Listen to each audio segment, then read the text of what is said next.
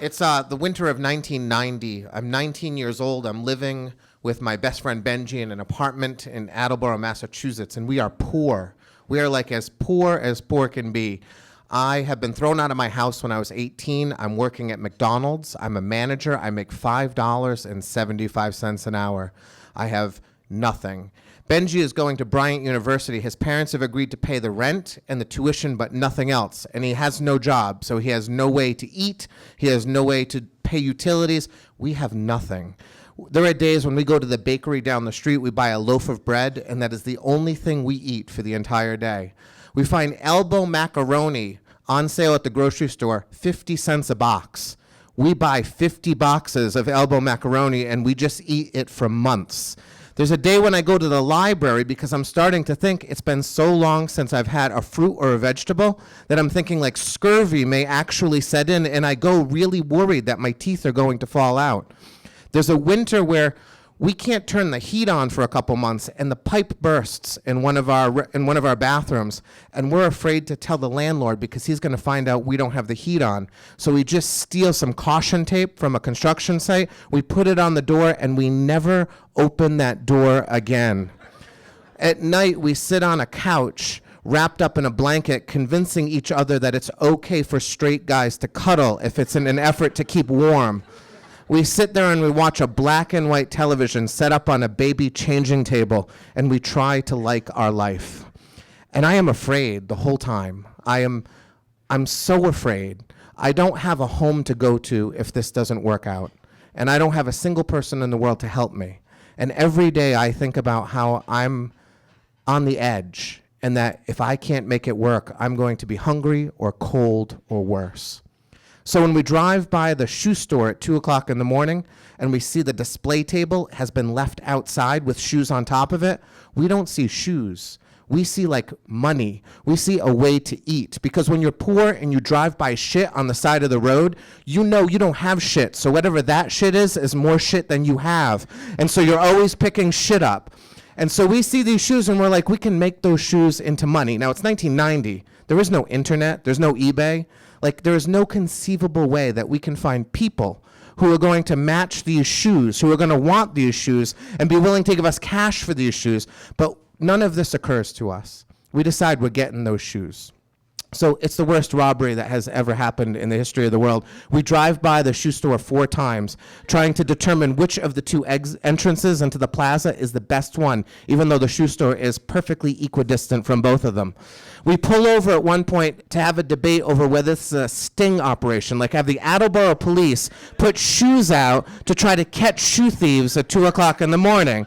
And this conversation goes on for a really long time. Eventually, we make a plan. We pre-pop the hatchback on Benji's Charger. We turn off the headlights so that when we cruise into the parking lot, nobody will see us. We drive in, and I jump out of the car even before the car has come to a stop, and I throw the hatch open, and I start shoveling the shoes into the back of the hatch.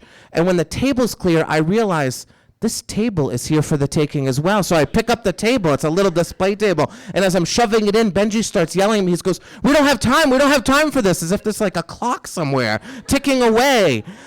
And so I get the table into the Charger, and I slam the hatch, and we speed home like we're being chased by police.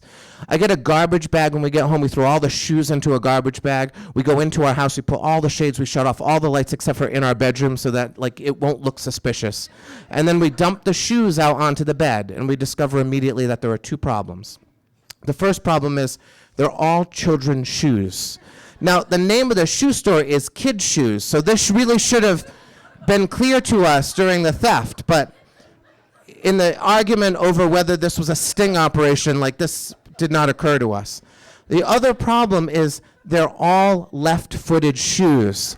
So now we need to find children who are also amputees, who are only amputees on the right side, so that they still have left feet, and then they have to match the shoe and want the shoe.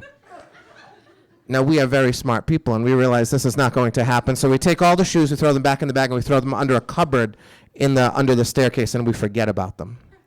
2 years later, we're getting ready to move, and we empty that cupboard, and we come upon the bag of shoes.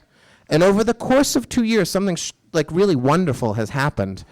poverty has this effect on you that as you continue to survive through it, you start to understand that you're not going to starve. Like, you're always going to find a way to get to the next day.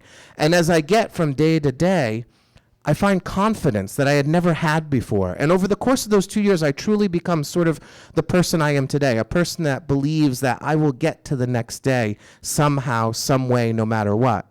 And so with this confidence that I have, and now that Benji has, we decide we're going to return the shoes. We're going to bring them back to the place where we took them originally. So we throw them in a box and we wrap them in Christmas wrapping paper, because that's what we have. And we put a note on the top of the box that says, "Dear shoe people, 2 years ago, we stole these shoes and we would like to return them. We hope that you forgive us, and if you do, please leave us a sign." And then we sign it, Maddie and Benji.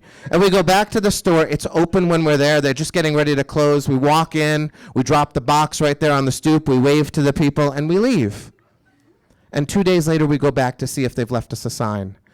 And they have. On the glass next to the front door, there's a notebook sheet of paper stuck to the glass. And it's a smiley face written in red and yellow. And the smiley face has 2 eyebrows above the eyes. And the eyebrows consist of the names Maddie and Benji. We have been forgiven. Now, we didn't return the table. The table was too good. It replaced the baby changing table. So instead of looking up at the TV, we were able to look like eye level. And that was a big improvement in our life. But as we're getting ready to move, we're having a draft of all the items that we have acquired together over the course of our time together. Benji's going to Connecticut. He has a job.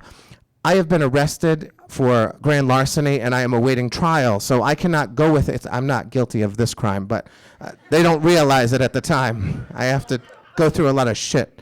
But I'm not allowed to leave the state, so I can't join Benji. And I've lost my job, so I'm going to become homeless. I'm going to be moving into my car. And so the last 2 items that we have in our draft are the table and a bottle of champagne from New Year's that we never drank. And because I'm moving into my car and I really don't have use for a table in my car, I choose the champagne. And I drink that bottle on the very last night I have an actual roof over my head. Now, the table goes with Benji to Connecticut. Where is it today? If you go to Benji's house, you go through the garage, because that's the way his wife likes you to enter the house, and then you step into the mudroom, you will find that table. It is underneath a set of coat hooks. It is the room that his children walk into after school. They hang their coats on those coat hooks, and then they take their shoes off, and they put it on that table, because life is a wheel, and we always find our way home. Thank you.